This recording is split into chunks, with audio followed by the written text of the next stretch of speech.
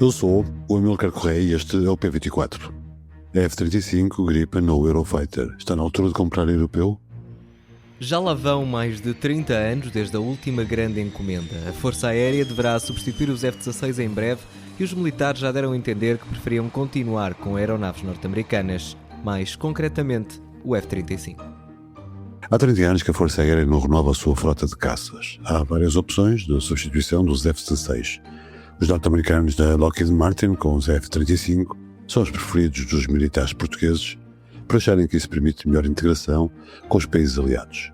Até 2035 haverá cerca de 700 aparaelhos destes no continente europeu, entre 12 membros da NATO, para além dos Estados Unidos e do Canadá. Um estudo interno da Força Aérea coloca o F-35 à frente da concorrência segundo 20 critérios técnicos como a letalidade, sobrevivência, furtividade ou conectividade.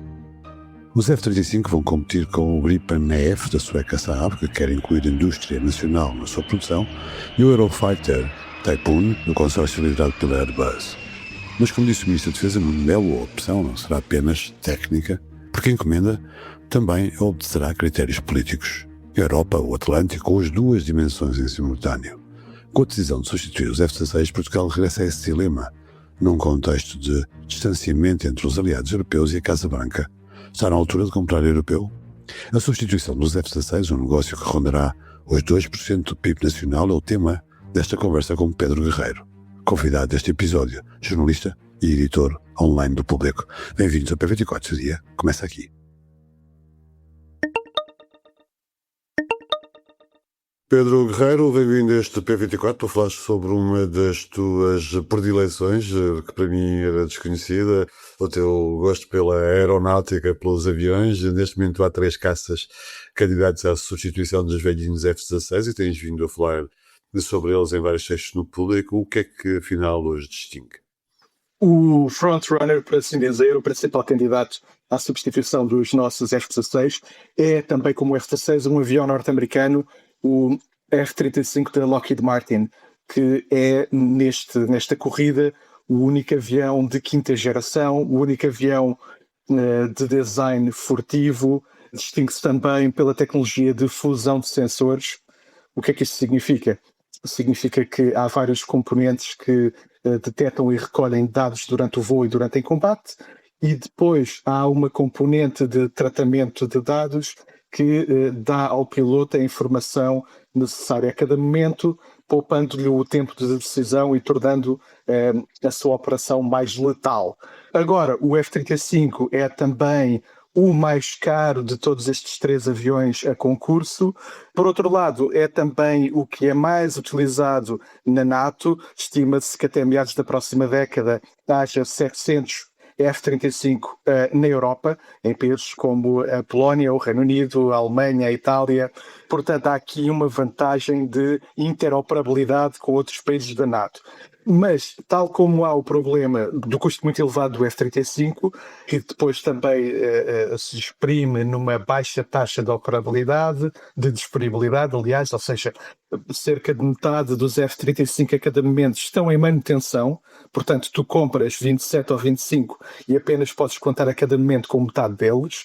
Depois há o problema político neste momento, que é a dependência nos Estados Unidos, o que no caso do F-35 é agravada pelo facto de todos os dados que são recolhidos pelo F-35 durante a sua operação são enviados em direto para o Texas, para servidores no Texas. Portanto, há aqui um problema de soberania de dados. Esta é uma das desvantagens do F-35 da Lockheed Martin. Depois, quem é que são os 2 adversários europeus nesta corrida? Por um lado é o Saab Gripen E/F, é um avião sueco, que é uma filosofia completamente diferente, não é um avião de quinta geração, embora a Saab contraponha, contra-argumente que é um avião que transcende esta divisão em várias gerações. Sobretudo porque tem uma grande capacidade de evolução em termos de software. Eles comparam o Gripen, aliás, a uma espécie de telemóvel para o qual tu descarregas aplicações e que vão-te tornando o telemóvel mais eficaz, mais útil ao longo do tempo. No caso do Gripen, eles testaram, por exemplo, a introdução de um sistema de inteligência artificial que te opera o avião, incluído em situações de combate. embora isto ainda é uma coisa ainda no campo experimental e menos no campo de cenários de combates reais. Depois, o Gripen tem também uma vertente muito curiosa, que é aquilo é quase um avião de guerrilha. O Gripen pode aterrar numa estrada rural desde que tenha uma reta de 500 metros para descolar e para aterrar. E também é muito fácil, não só de operar, como também de voltá-lo a pôr no ar novamente. Consegues reabastecer o avião e colocar armamento no avião em menos de 15 ou 10 minutos. Portanto, é quase um avião de guerrilha e, aliás, a Ucrânia agora vai receber dezenas de Gripen e essa será a sua primeira grande experiência de combate, e a Ucrânia é talvez o cenário ideal para aquele avião, porque é um avião para resistir à invasão de um grande inimigo, neste caso da Rússia. Por fim, o Eurofighter Typhoon, um projeto de um consórcio europeu que inclui Airbus, que em termos de custos está entre o Gripen, que o Gripen será o mais barato, e o F-35, que será o mais caro, só que tem, do ponto de vista industrial e político, uma grande vantagem, que é um avião 100% europeu, que nem o Gripen é. O Gripen tem um motor da General Electric, por exemplo. O Eurofighter é um avião 100% europeu, que tem depois também outra vantagem interessante, que é o facto de já ser utilizado por Espanha, o que abre aqui uma perspectiva de uma colaboração não só militar como industrial, de uma sinergia entre Portugal e Espanha e entre a defesa desta faixa do Atlântico ibérica, incluindo as Canárias, os Açores, a Madeira. Portanto, estes são os três concorrentes. Podíamos ainda referir o Rafale, o francês Rafale, mas na verdade a sua construtora, a Dassault, está desaparecida em combate, não tem feito contactos com a indústria nacional, nem com os jornalistas, portanto há três hipóteses de cima da mesa para o governo português de decidir.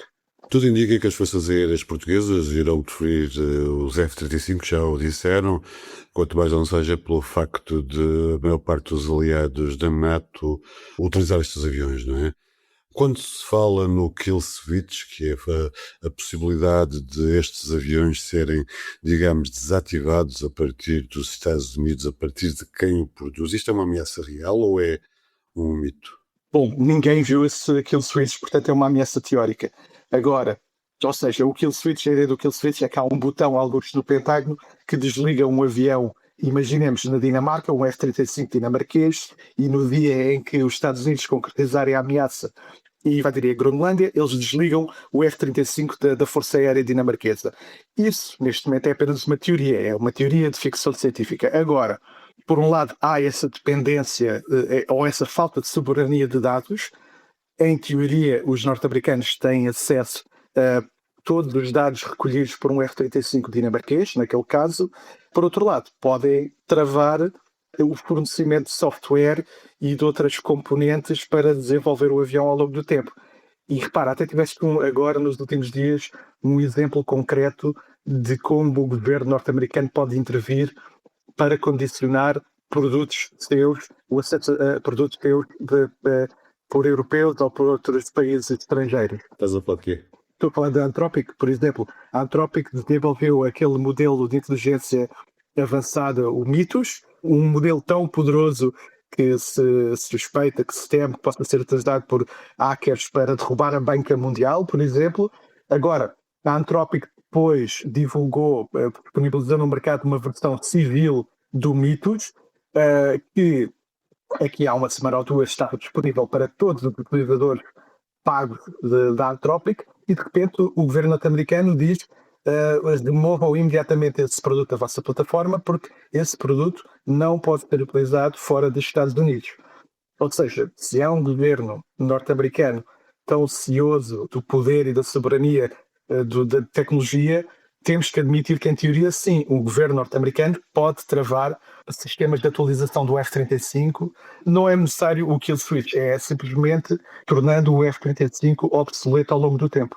Já se percebeu que as forças aéreas preferem a compra de material americano.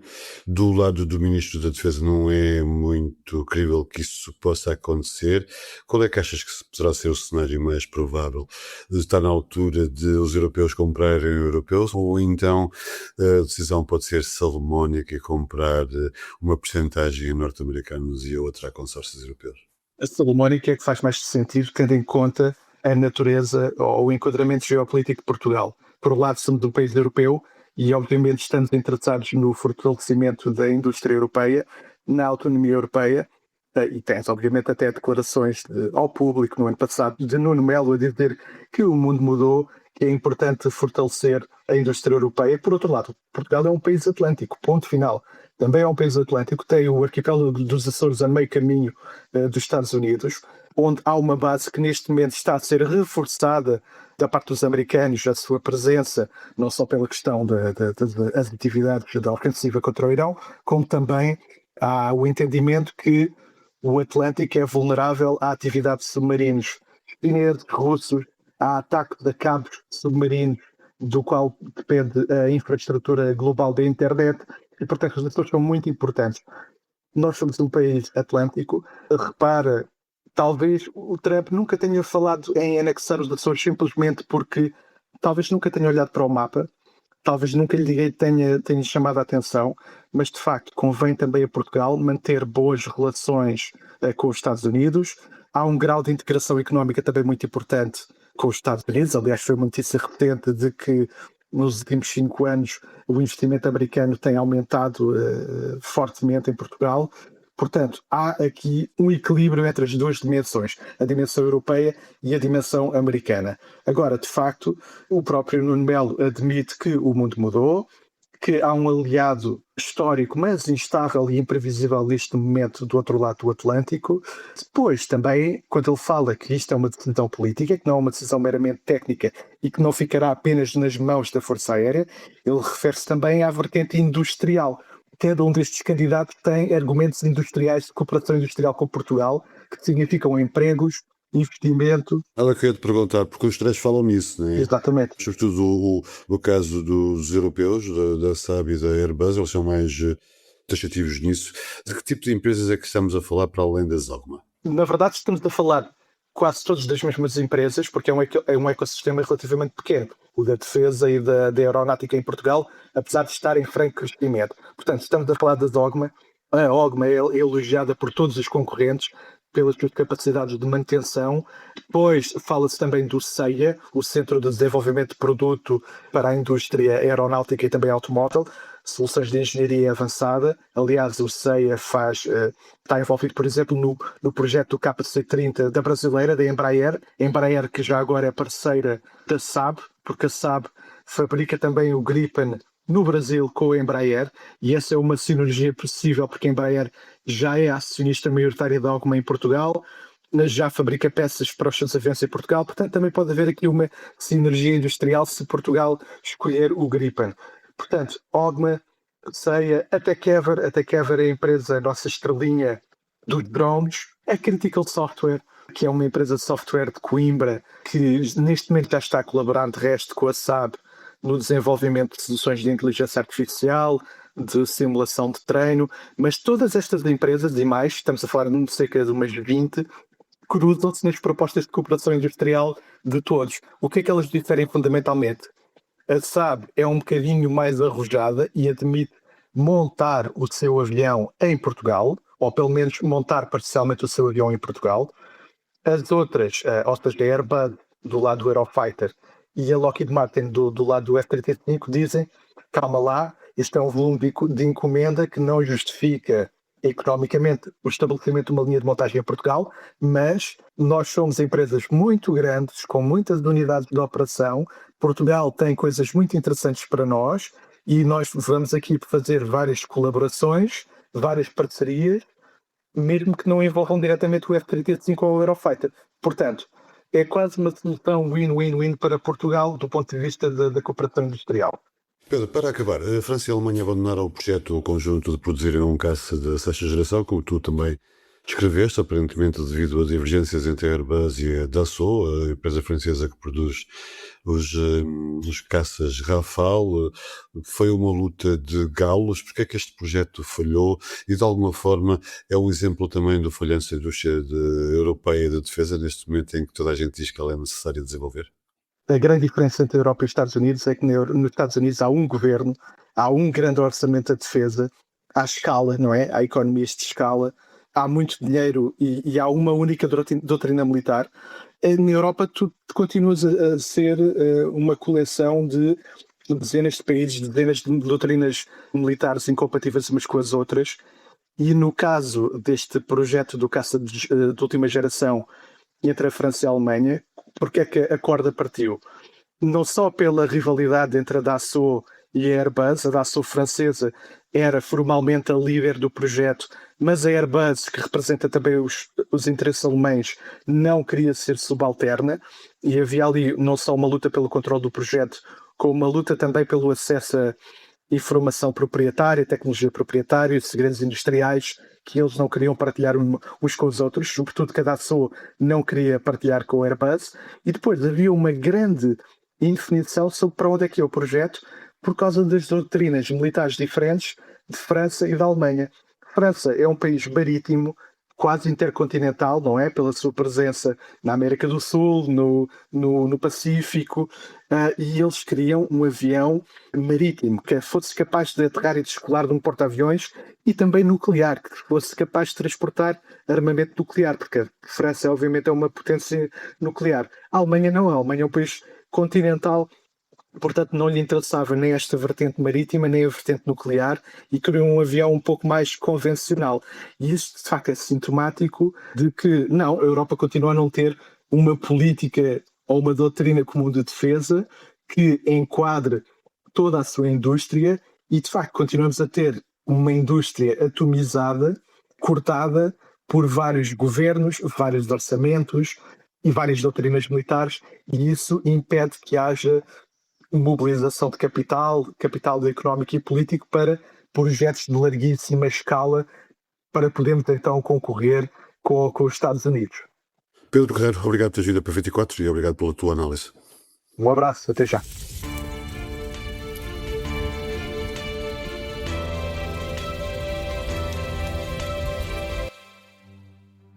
Henrique Raposo, escritor e cronista, é o convidado de hoje do episódio O que Fazer Quando Tudo Arde, um podcast de Ana Sá Lopes.